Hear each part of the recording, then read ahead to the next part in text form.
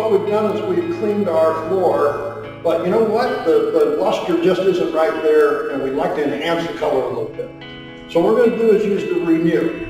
Now it mixes with water. We've got water in our tank here. We've got 2 gallons of fresh water. I've got my measuring cup. I'm going to dilute 4 ounces of Renew. And so here is my 4 ounces of Renew. We're going to add that to our tank of water.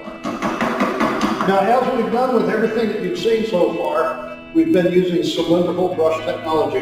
We've got brush here, we've got brush here, we have a squeegee on this end, a squeegee on this end. This is our recovery tank. This is our solution tank that you just saw me mix our chemical in. So what this Renew is going to do is enhance the color of the floor, bring back some of the natural color, add some depth to it, and give it a little bit of luster. Now this is something that you would probably do on a weekly or a bi-weekly basis, but you have to do it to a clean floor.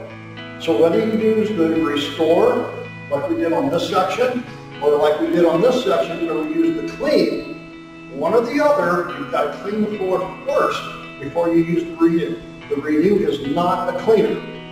So come back in just a moment and we're going to run the machine and show you what the end result is.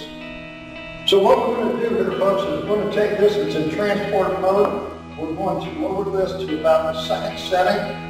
That's going to do is allow the brushes to go on the floor, the squeegees to go on the floor, but this is how I move my squeegees. So you'll see me hit my foot on this to lower and raise the squeegees.